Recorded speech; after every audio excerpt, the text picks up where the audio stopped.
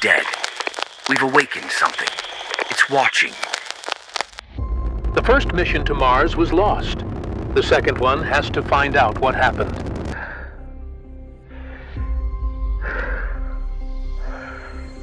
We're not the first people on Mars, but why hasn't anyone come back?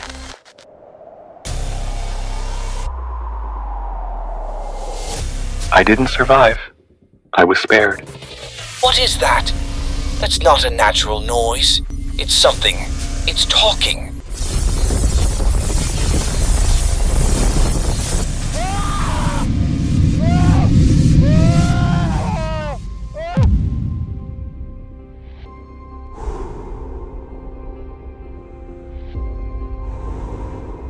You are children of a forgotten civilization. You've come for answers, but are you ready to hear them? Where does it go? Back home. We've never been from Earth.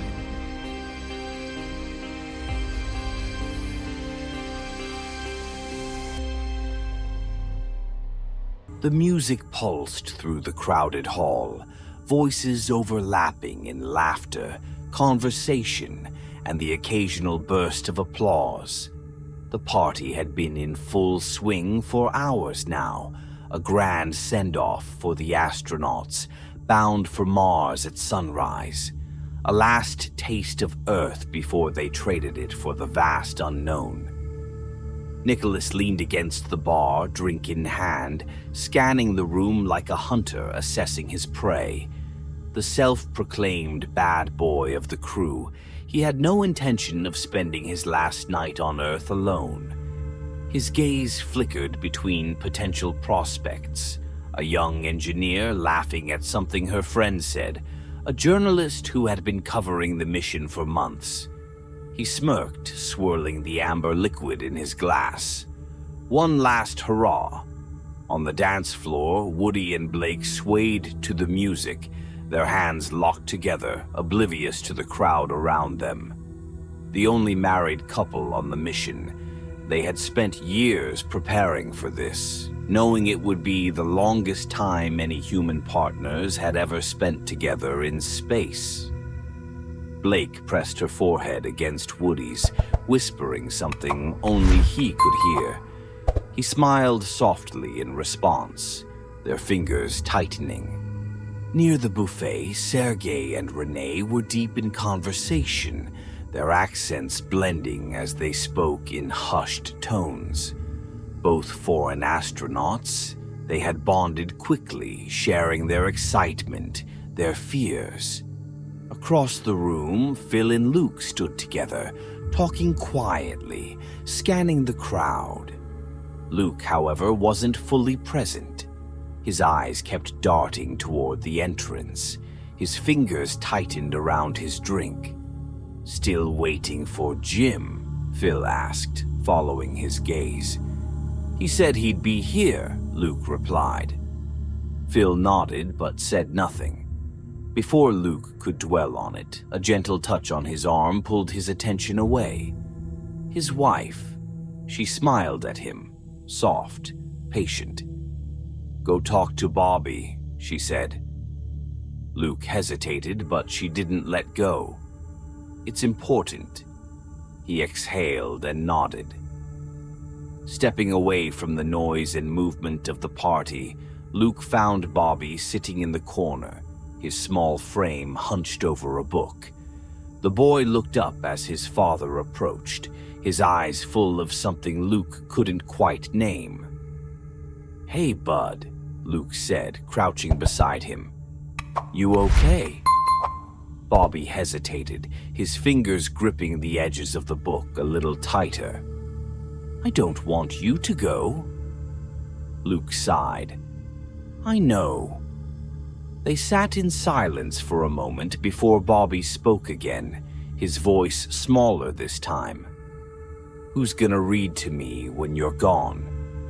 Luke glanced at the book in Bobby's hands, the same one they had been reading together for months. A thought struck him and he smiled, reaching out to gently tap the cover. "Every night I'll be reading the same pages as you," Luke said. Even though I'll be far away, we'll still be reading together. Bobby's eyes widened slightly. Really? Luke nodded. Really? You read a chapter, I'll read the same one. And in a way, we'll still be together. Bobby seemed to consider this before finally nodding. He lunged forward suddenly, throwing his arms around Luke's neck. Luke held him close, pressing his eyes shut for just a moment. "Love you, kiddo," he murmured. "Love you too, Dad." By the time Luke returned to the party, Jim had arrived. The shift was almost tangible. People gathered around him, smiling, clapping him on the back. Even Nicholas, who had been mid-flirt, turned and raised his drink. Jim smiled through it all, his usual warmth in place, but Luke could see the tension in his eyes. Later, when the crowd thinned slightly, Jim, Woody, and Luke found themselves sitting together, drinks in hand, the hum of conversation a steady backdrop. Jim was laughing at something Woody had said when he suddenly looked down at his glass. His expression shifted, the laughter fading. He hesitated before speaking, his voice quieter now. "Maggie would have loved this," he said. Luke and Woody exchanged a glance. The atmosphere changed in an instant. Jim exhaled, shaking his head slightly. "We spent years dreaming about going to Mars together, working for it, planning it, and when it finally happened," he trailed off. Luke knew the story, but he let Jim say it. "She got sick," Jim continued, "and suddenly none of it mattered anymore. I pulled out of the program to take care of her." He let out a breath that was almost a laugh. "We used to joke about how if one of us ever went to Mars alone, the other would haunt them. She used to say I'd be terrible at long flights without her." The silence between them was heavy. "You and Maggie deserve to go more than anyone," Luke finally said. Jim smiled faintly. "Some things don't work out the way you planned." They didn't push him further. They simply sat there, letting the weight of the moment settle. Eventually, the party began winding down. People said their goodbyes, exchanging last words, last glances. Nicholas finally found his companion for the night. Sergei and Renee left together, still deep in conversation. Woody and Blake walked out hand in hand. Luke caught sight of Jim stepping outside alone. As he watched him go, Luke thought about Mars, about the journey ahead, and about the people they were leaving behind. The sky above Mars was a dull, rust-colored haze. Even after a year, Luke still wasn't used to it. The way the dust hung in the air, filtering the light in an unnatural way, turning the sun into a weak, pale thing. It made everything feel distant, like he wasn't really here, like none of this was real.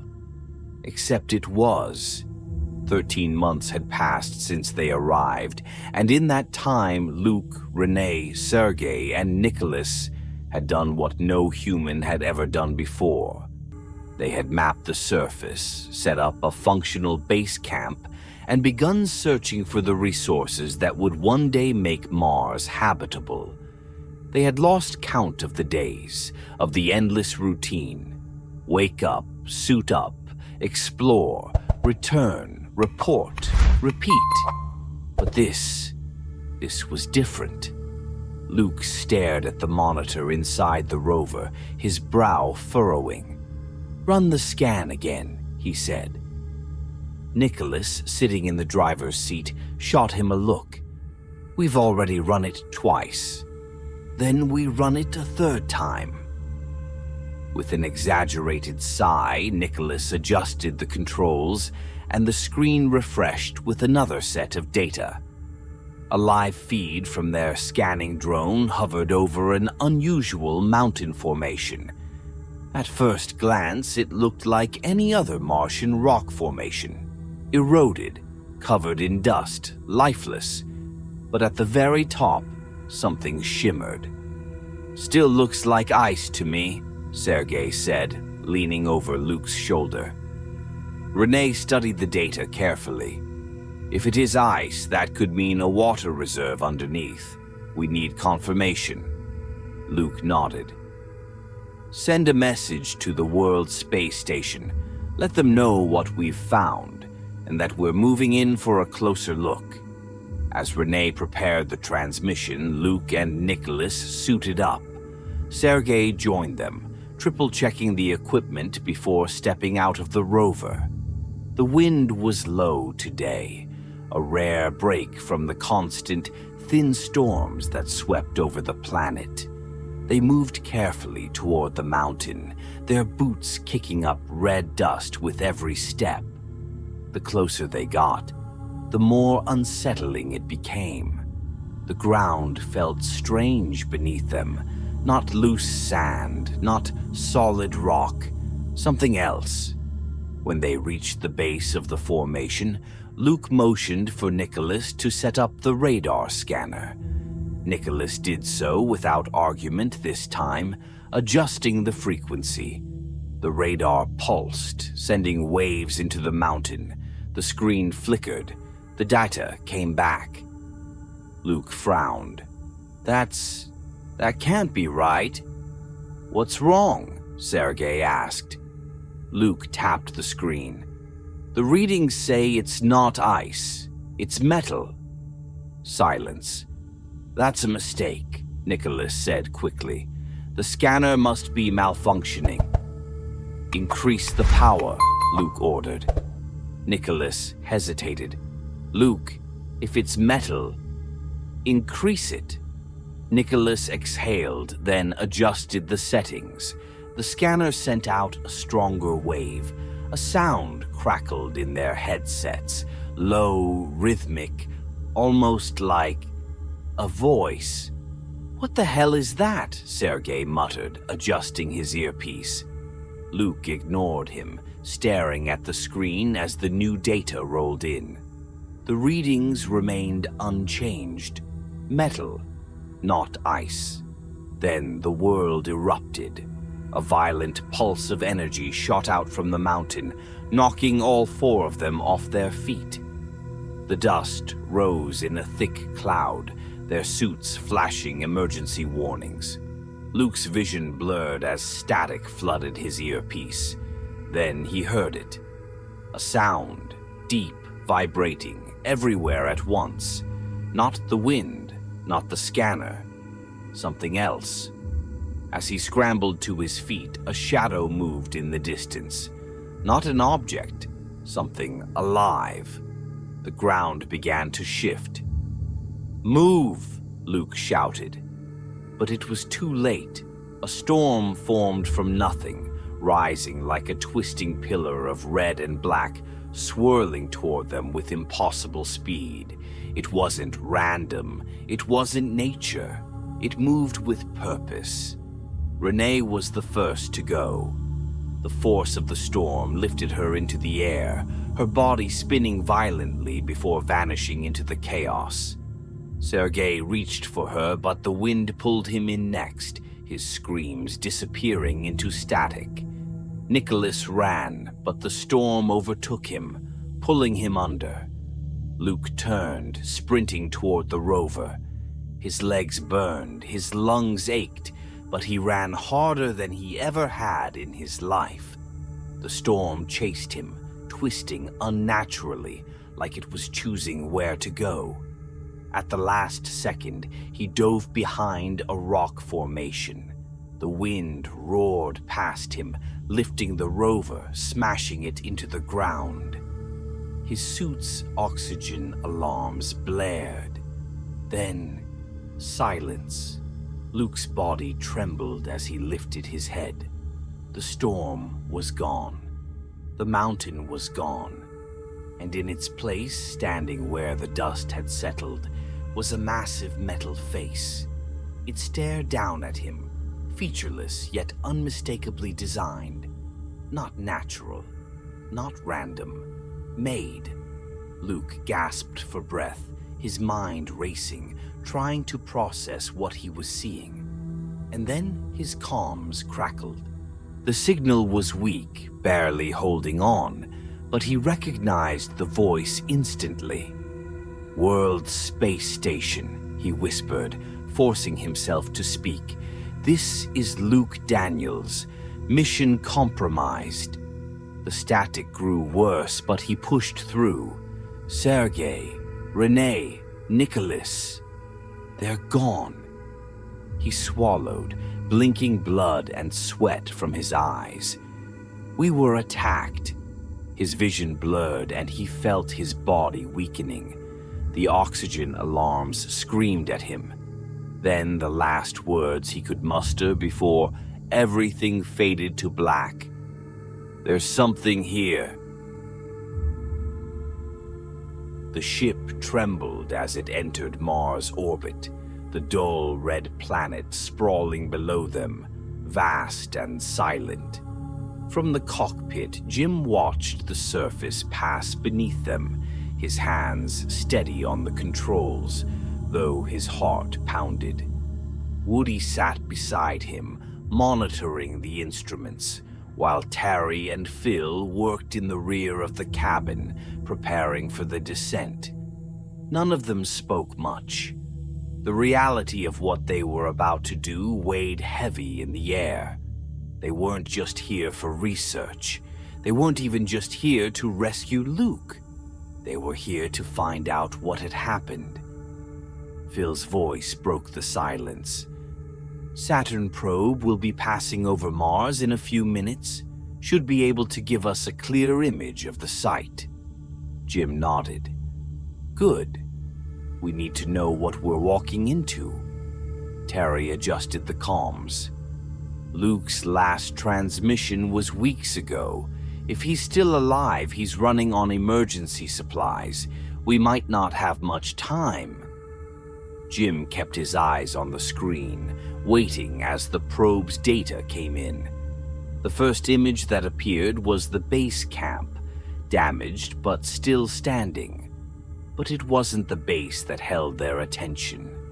3 graves. The entire cockpit went silent as the image processed on the screen.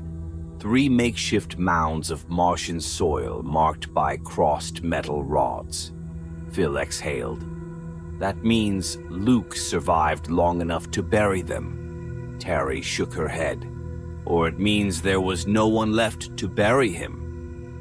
Jim clenched his jaw, pushing aside the thoughts racing through his mind. He had known Sergei.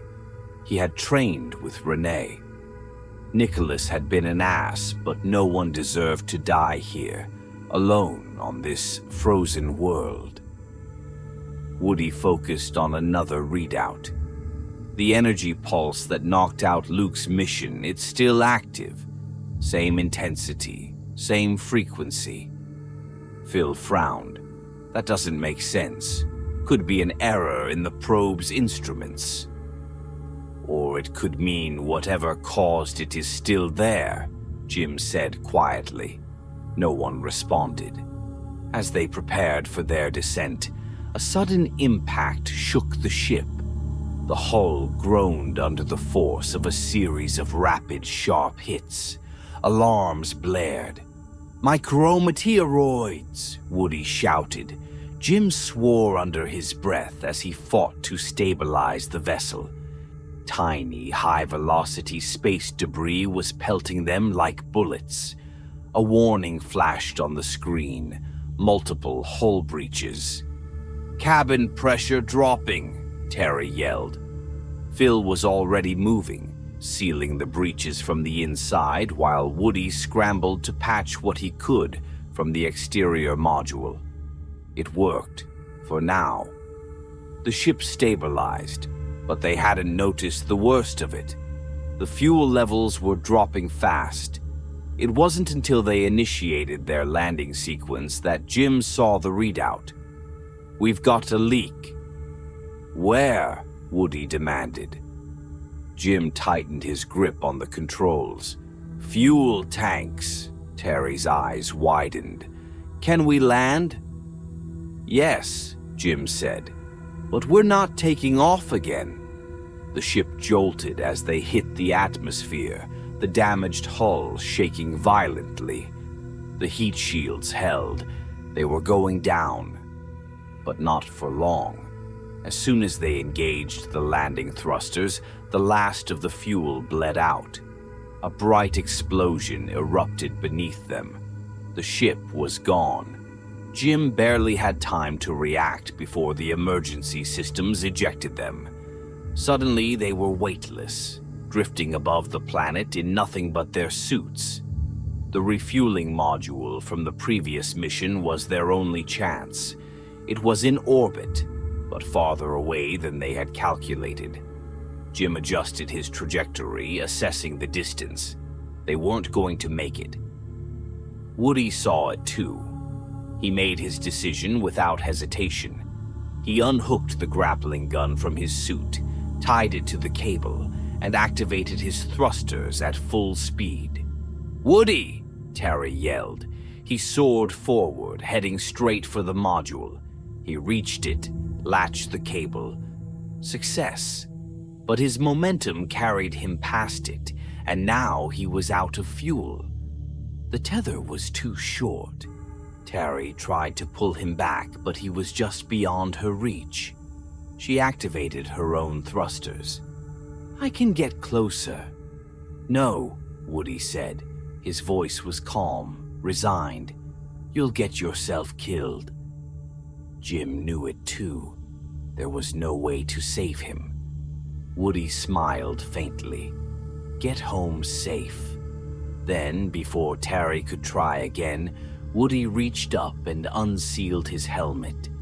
His body drifted into the abyss. Terry screamed, but Jim pulled her back. There was nothing they could do. When they landed on Mars, the grief settled over them like a weight. But they had to push forward. The base camp was partially intact, equipment damaged but salvageable. If they could repair it, they had a way home. Jim went to check the greenhouse, expecting to find it dead. But there, in the weak Martian light, plants were still growing. Luke was alive. Jim barely had time to process this when he heard movement behind him. He turned. A figure emerged from the shadows. Then Jim realized, Luke! Luke lunged. Jim barely dodged the attack, stumbling backward. Luke hit him again, fists connecting with Jim's chest plate. Jim grabbed his arms. "Luke, it's me!" Luke froze. His breathing was ragged, his body shaking. Jim loosened his grip, watching as Luke's wild eyes slowly focused. "You're not real," Luke whispered. Jim frowned. "What?" "You're not real," Luke repeated, his voice cracking. "I'm hallucinating." Jim stared at him, then said the only thing that could convince him otherwise. "I'm reading the book, the one Bobby is reading back on Earth." Luke's body went still. Jim continued, "You said you'd read it every night with him." A long silence. Then, finally, Luke's eyes cleared. "You're real," he whispered. Jim exhaled. "Yeah." Luke swayed slightly. Jim grabbed him before he could fall. Terry and Phil rushed in. Terry gasped. "Oh my God." Luke looked at them, dazed. "You came." "Of course we did," Terry said. Jim helped him sit down. "Tell me what happened." Luke closed his eyes, taking a breath. Then he spoke. "We found something." He reached into his suit and pulled out a weathered tablet. On the screen was an image. The face of Mars. The same formation that had been spotted from satellites for decades, dismissed as an illusion of light and shadow. But now there was no denying it. "It's not a mountain," Luke said. Jim looked closer. "It's a message." Luke swiped to another image, a pattern, a sequence, DNA. "They sent this," Luke said. "It's a test." Jim's stomach sank. "A test for what?" Luke's expression darkened. "For whether we deserve to be here." The doorway in the metal face stood open, a blinding white glow spilling out into the thin Martian air. It wasn't natural. It wasn't of this world, at least not of the world Mars had become. Luke, Jim, and Terry stood at its threshold, their suits coated in red dust, their bodies aching from exhaustion. Phil's voice crackled in their earpieces, distant, worried. "A storm's coming. You need to get back to the module now." Jim barely heard him. His eyes were locked on the opening in front of him. He could feel something waiting inside, something old, something that had been waiting for them. "We go," he said. Luke hesitated. Jim turned to him, the shadows of the past year etched into his face. "If we don't, then why did we come?" No one argued. They stepped inside. The light swallowed them whole. And then, breathable air. Jim hesitated, then removed his helmet. The air was thin, but it was real. Luke and Terry followed suit, the silence around them heavier without the filters of their suits. They stood in what looked like a vast chamber, its walls shifting like liquid metal, forming and reforming with no apparent pattern. In the center of the room, a structure began to rise, an enormous glowing model of the solar system. But it was wrong. Mars wasn't red. It was blue, green, alive. The projection shifted, the image of a world thriving with oceans and forests. Then, without warning, a bright explosion lit up the display, a meteor slamming into the planet, tearing through its atmosphere, burning its surface. Jim swallowed hard. It wasn't just a display. It was a memory. Then something moved. A figure stepped forward from the shifting walls, its body slender and elongated, its skin deep red, its eyes dark pools that reflected the light of the dying planet in front of them. It didn't speak. It didn't need to. Jim understood. This was what had happened. Mars had been alive. A civilization had flourished here, and then, in an instant, it had been destroyed. Not all of them had died. They had left. Ships launching into the void, fleeing the death of their world. Most had vanished into the depths of space, seeking new homes among the stars. But one ship had stayed behind. One final act before their world was lost. A seed cast into the blackness. A ship that carried something more than memories. A ship that had traveled across the empty gulf of space and landed on Earth. Jim felt his throat tighten. The projection shifted again. A microscopic form appeared. A cell, then 2, then 4, multiplying, growing. Life. Their life. Humans weren't from Earth. They were from here. The face of Mars hadn't been a monument. It had been a beacon. A message waiting for them to return. Terry's voice broke through the silence. "Jim, look at the DNA." Jim turned to the glowing display of genetic code, The same image that Luke had spent the last year trying to decipher. The self-portrait left behind by those who had come before. But Jim knew now. It wasn't just a signature. It was a test. It was missing something. The last chromosome pair. It wasn't finished. And that meant Luke had been right. Jim's mind raced. The first team's radar waves had triggered an incomplete answer. The wrong answer. That's why they had been attacked. The Martians had been waiting to see if their lost descendants could recognize the question for what it was, waiting to see if they were still the same species. Jim turned to Luke and Terry. "We have to finish it." They didn't hesitate. Using their remaining equipment, they recalibrated the frequency of their communication system, a signal strong enough to transmit an answer. Not a question, not an intrusion, an understanding. Jim hesitated for only a second before pressing the final command. The chamber pulsed with light, then silence.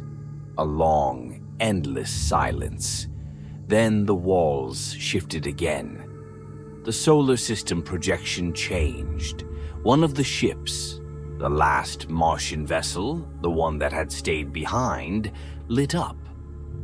A countdown appeared beneath it, glowing in symbols none of them should have been able to understand, but somehow did.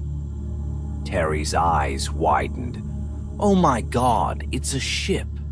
Luke took a step forward, staring up at the ancient vessel. "It's been waiting for us." Jim felt his breath catch, not waiting for them to come, waiting for them to leave. Then Phil's voice returned in their comms, frantic. "The storm's getting worse. You need to get back now." Jim turned to the others. He already knew what he was going to say. Luke saw it in his eyes. "Jim, no." Jim exhaled. "This is why I came." Terry's voice was quiet, shaking. "You don't have to do this." Jim smiled. A real, genuine smile. "I do." This was it. This was what Maggie had dreamed of. This was what she had fought for, what she had believed in, and she had been right. This wasn't the end of his journey. It was the beginning. Jim stepped toward the ship. Luke and Terry watched him go, knowing there was nothing they could do to stop him. Jim turned back one last time. "Go home," he said. Then he stepped inside. The doorway closed behind him. Luke and Terry ran. The storm had reached the base camp by the time they got back. Phil was waiting at the module, prepping for takeoff. They barely made it inside before the winds tore through the landscape, burying the entrance to the chamber they had just left behind. As they launched from Mars, escaping its atmosphere, Luke turned back. He saw it. A ship. Jim's ship. It rose from the dust, breaking free of its ancient prison, climbing higher, faster, toward the deep black of space. And then it was gone, heading somewhere no human had ever been before. Luke watched it disappear. "Good luck, Jim," he whispered. Jim was going home.